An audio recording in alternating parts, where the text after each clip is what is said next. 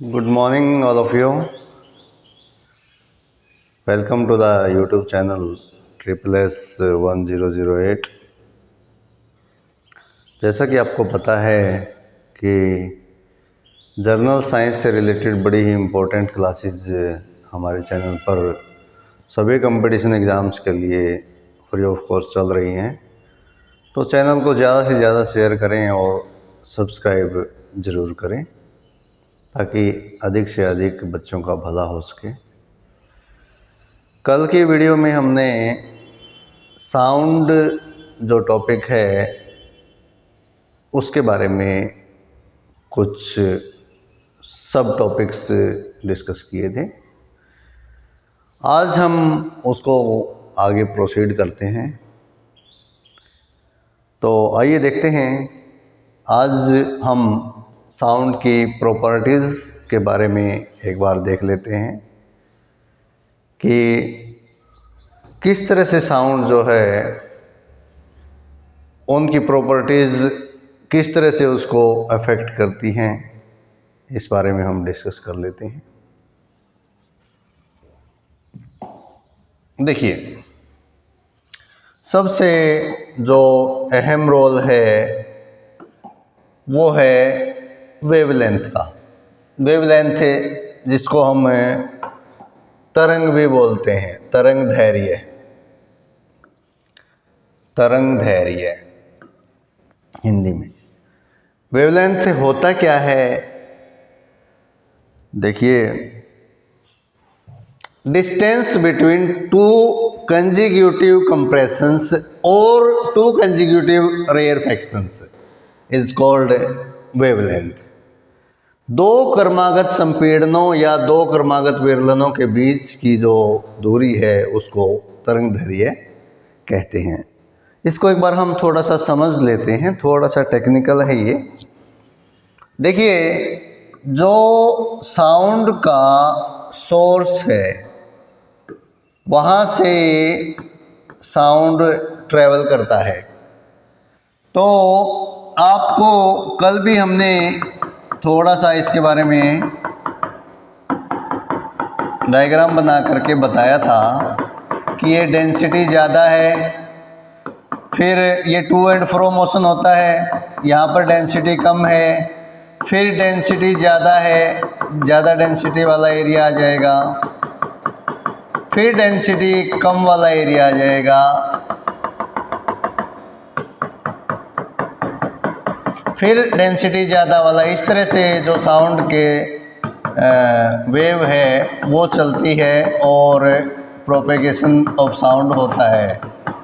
तो इसके अंदर चाहे वो डेंसिटी की वेरिएशन हो जिसको हम बना रहे हैं, पार्टिकल्स डेंस हैं, या डेंसिटी वेरिएशन है, ये डेंसिटी वेरिएशन, और या वो प्रेशर वेरिएशन हो।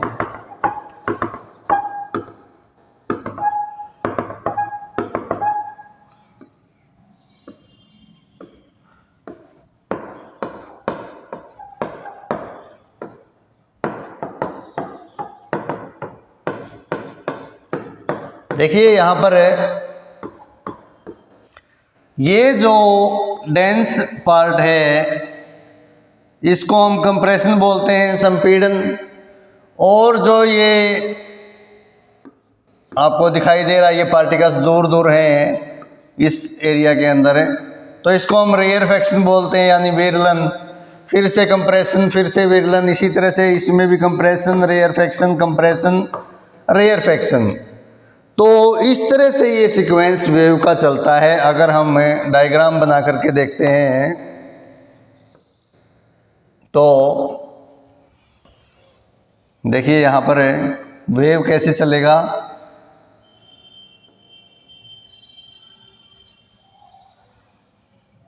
या हम इसको एक बार थोड़ा सा इसके नीचे ही देख लेते हैं ताकि आपको क्लियर समझ में आ जाए।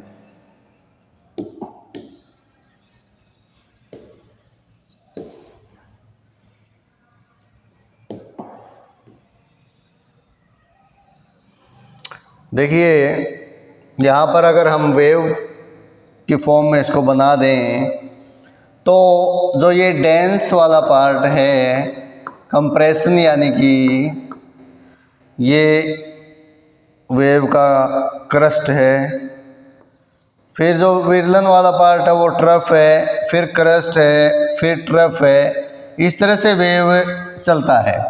यहाँ पर ये जो डायग्राम हमने बनाया ये प्रेशर वेरिएशन के लिए है। प्रेशर कैसे वेरिएशन हो रहा है इसमें, तो चाहे अगर जब हम इसको डेंसिटी और प्रेशर वेरिएशन ग्राफ की हेल्प से अगर हम दिखाते हैं तो वेव का ये क्रस्ट है और ये ट्रफ है। तो अब देखिए जो क्रस्ट होगा वेव का वो कंप्रेशन वाला पार्ट होगा, और जो ट्रफ होगा, जो गर्त होगा, वो रेयरफैक्शन यानी विरलन वाला भाग होगा। तो यहाँ से वेव चली, ये पीक है यहाँ पर, यहाँ से लेकर के और अगले कंप्रेशन, हमने डेफिनेशन के अंदर क्या लिखा था कि distance between two consecutive compression से, यानी कि जो ये इस वेव का कंप्रेशन है उसका पीक दोनों का यहाँ से ये चली और यहाँ तक, तो टू कंजिक्यूटिव कंप्रेशन से, दो संपीड़नों के बीच में डिस्टेंस, या फिर distance between two consecutive rarefaction means यहाँ से लेकर के और यहाँ तक। तो ये जो वेव आई है ये, तो यहाँ पर हम देख लें, अगर कंप्रेशन के मामले में देखेंगे तो हम यहाँ से लेकर के और टू कंजिक्यूटिव रेयरफैक्शन, तो समझने वाली बात यही थी कि distance between two consecutive compressions और रेयरफैक्शंस इज कॉल्ड वेवलेंथ, यानी दो क्रमागत संपीड़नों या दो क्रमागत विरलनों के बीच की जो दूरी है उसको हम तरंग दैर्घ्य बोलते हैं। अब कई बार ये क्वेश्चन पूछ लेता है कि इस रिप्रेजेंटेड बाय लैम्बडा, ये लैम्बडा है, रिप्रेजेंटेड बाय लैम्बडा, और जो इसकी एसआई यूनिट है वो मीटर है। कई बार एसआई यूनिट अगर पूछता है तो मीटर आपको याद होना चाहिए, तो ये दोनों बातें भी आपको पता होनी चाहिए। अब हम समझ गए कि वेवलेंथ जो होता है, तरंग दैर्घ्य जो होता है वेव का, वो क्या होता है। तो इससे आगे चलते हैं। अब frequency, frequency as a name indicates, frequency वैसे भी हम बोलते हैं फ्रीक्वेंटली, बार बार, यानी आवृत्ति, the number of oscillations per unit time is the frequency of sound wave. Number of oscillations, जो दोलन है, एकांक समय के अंदर जो दोलनों की कुल संख्या है उसको ध्वनि तरंग की आवृत्ति कहते हैं।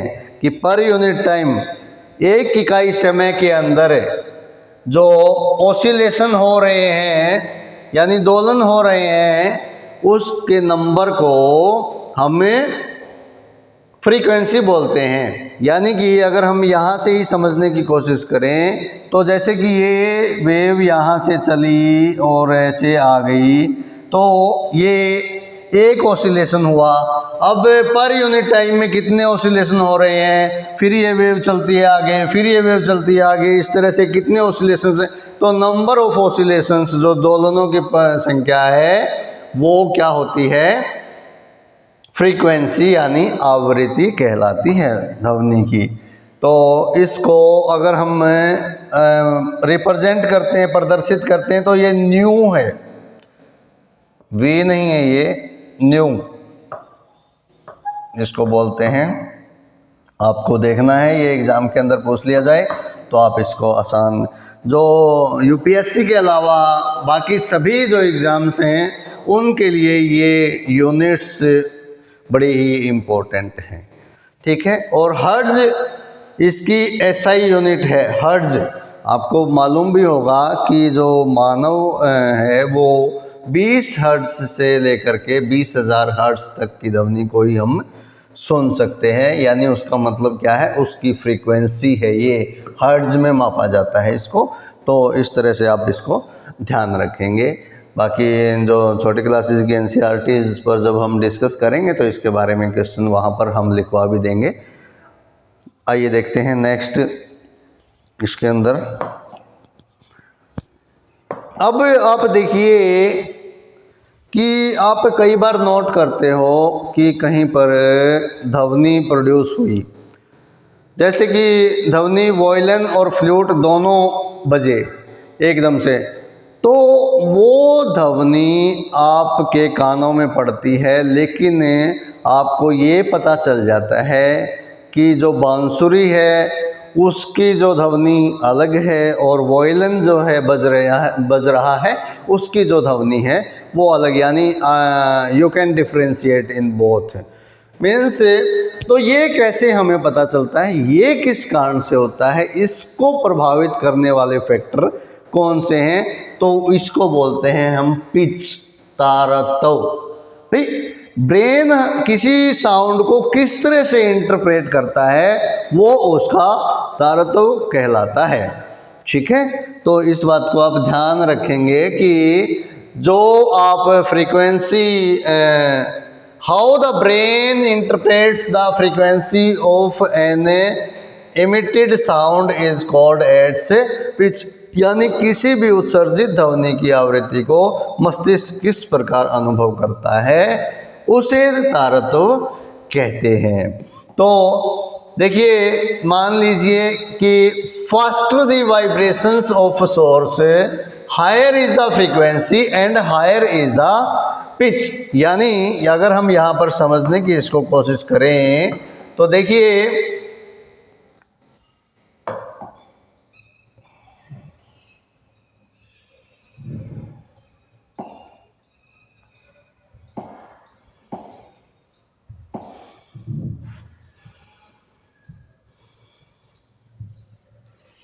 देखिए हम अगर इसको टेक्निकली समझने की कोशिश करें, डायग्रामेटिकली हम बता देते हैं कैसे ये होता है।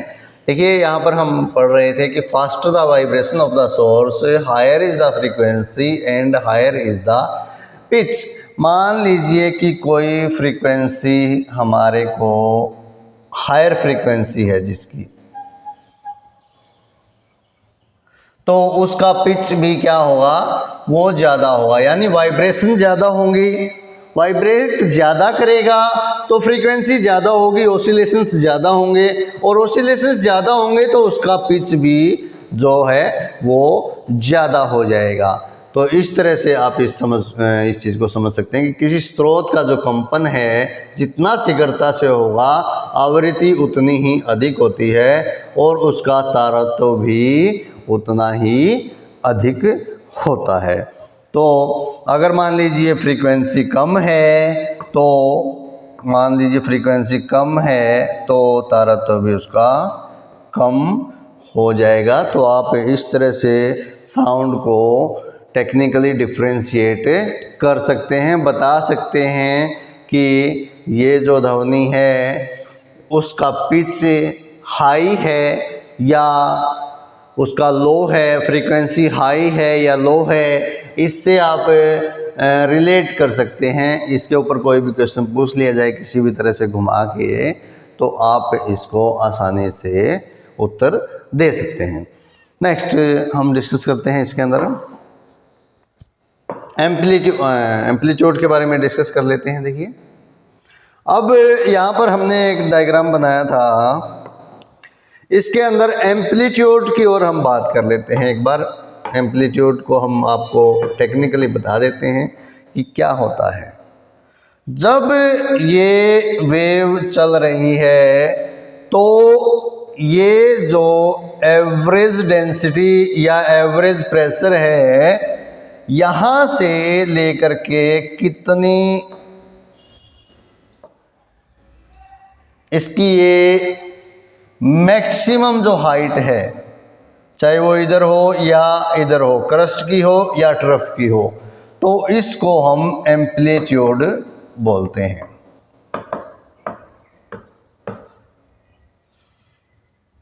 ठीक है,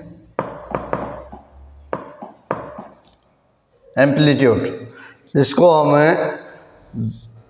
आयाम बोलते हैं हिंदी में, आयाम, आयाम।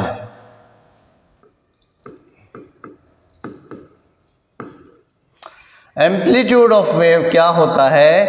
द लाउडनेस और softness of sound is determined bye it's amplitude. ध्वनि की जो प्रबलता है और या मृदुता है मूलतः उसके आयाम से ज्ञात की जाती है। तो इसको भी हम एक बार देख लेते हैं इसी तरह से।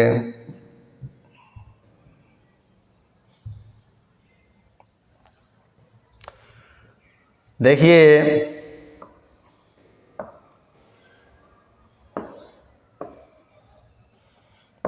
ये जो ध्वनि है इसमें आप डिफरेंशिएट कर सकते हो कि ये ध्वनि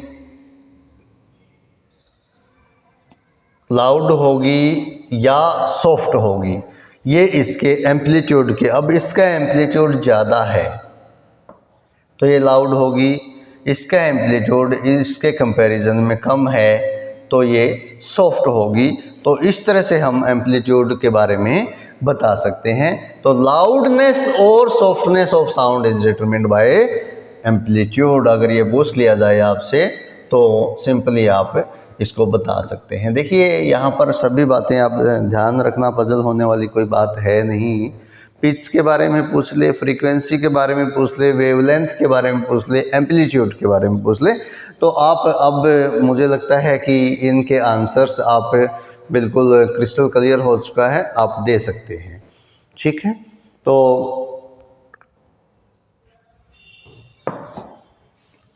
एक चीज़ और देख लीजिए आप, as the sound moves away from the source its amplitude as well as its loudness decrease. जैसे ही sound moves away from the source तो एम्पलीट्यूड और इसकी लाउडनेस जो है डिक्रीज होती जाती है। जैसे कि आप देखते हैं कई बार ट्रेन जा रही है, ट्रेन हॉर्न बजाते हुए जा रही है, तो जैसे जैसे वो जा रही है उसका जो हॉर्न हमें सुनाई देना धीरे धीरे कम हो जाता है, बंद हो जाता है। तो उसका एम्पलीट्यूड और उसकी लाउडनेस जो है जैसे जैसे sound moves away from the source से दूर चली जाती है तो वो डिक्रीज हो जाती है। इसको आप एक बार ज़रूर देख लेंगे। ठीक है, अब हम छोटी सी बात, यहाँ पर कई बार वो क्वेश्चन पूछ लेता है टोन क्या होता है और नोट क्या होता है। देखो, सिंगल फ्रीक्वेंसी की जो साउंड होती है ना वो टोन होती है, और सेवरल फ्रीक्वेंसीज को अगर मिक्स कर दिया जाए तो वो नोट बन जाते हैं। म्यूज़िक के अंदर ये बड़ा काम आता है, लेकिन अगर बाय चांस किसी एग्ज़ाम के अंदर डाल भी दे एग्जामिनर तो you can give your answer correctly. Okay, अब सबसे इम्पोर्टेंट जो इसके अंदर, और काफ़ी टेक्निकल मैं समझता हूँ, अगर वो पूछ भी ले और बच्चे ने अगर उसको नहीं किया हुआ है तो वो आंसर देने में समर्थ नहीं होंगे, तो ये है कि the speed of sound remains almost the same. Speed जो है साउंड की ऑलमोस्ट सेम रहती है फॉर ऑल फ्रीक्वेंसीज, सभी फ्रीक्वेंसीज के लिए, इन ए गिवन मीडियम। कोई जैसे एयर गिवन मीडियम दे दिया, उसके अंदर जो है स्पीड ऑफ साउंड जो है वो कांस्टेंट सेम रहेगी सभी फ्रीक्वेंसीज के लिए। फ्रीक्वेंसीज ज़्यादा है या कम है, under the same physical conditions. Same physical conditions का मतलब टेम्परेचर और प्रेशर की जो कंडीशंस हैं वो सेम होनी चाहिए उस मीडियम के लिए। तो फिर क्या होगा, स्पीड जो है साउंड की सेम रहेगी, ये आप ध्यान रखेंगे। किसी माध्यम के लिए समान भौतिक परिस्थितियों में ध्वनि का वेग सभी आवृत्ति के लिए लगभग स्थिर रहता है, तो आप इसका ध्यान रखेंगे। ठीक है, तो एक बार इसको जस्ट रिकैप कर लेते हैं। वेवलेंथ के बारे में देख लिया हमने, तरंग दैर्घ्य क्या होता है, इसकी यूनिट्स देख ली हैं और कैसे इसको हम रिप्रेजेंट करते हैं। इसके बाद इसको हमने डायग्रामेटिकली भी समझ लिया था यहाँ पर कि कैसे ये वेरिएशन होती हैं और कैसे हम इसको प्रॉपरली कर पाएंगे। ठीक है, इसके बाद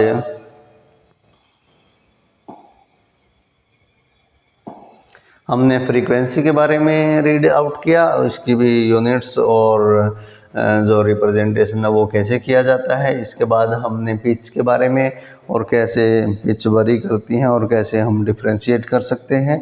इसी तरह से हमने एम्पलीट्यूड के बारे में, और एम्पलीट्यूड कम या ज़्यादा होगा तो कैसे साउंड जो है अफेक्टेड होती है उसके बारे में, और कुछ प्रॉपर्टीज़ और हमने, और टोन और नोट के बारे में हमने डिस्कस किया है। और ये बड़ा ही इम्पोर्टेंट क्वेश्चन यहाँ से बनता है, तो इसके बारे में भी हम डिस्कस कर चुके हैं। तो मैं समझता हूँ कि यहाँ से काफ़ी कुछ क्लियर हो गया होगा आपको। तो बाकी जो साउंड के अंदर कुछ और इम्पोर्टेंट जो हैं टॉपिक्स बचे हुए हैं उनको हम नेक्स्ट वीडियो के अंदर डिस्कस करेंगे। और चैनल को सब्सक्राइब और शेयर ज़रूर करें। सभी कंपटीशन एग्ज़ाम्स के लिए चैनल चलाया जा रहा है। और ध्यान रखें कि physical education for all competitive exams के लिए भी इस चैनल पर क्लासेस चल रही हैं, तो आपसे रिलेटेड हैं तो आप विज़िट कीजिए, अदरवाइज़ शेयर ज़रूर कीजिए। धन्यवाद।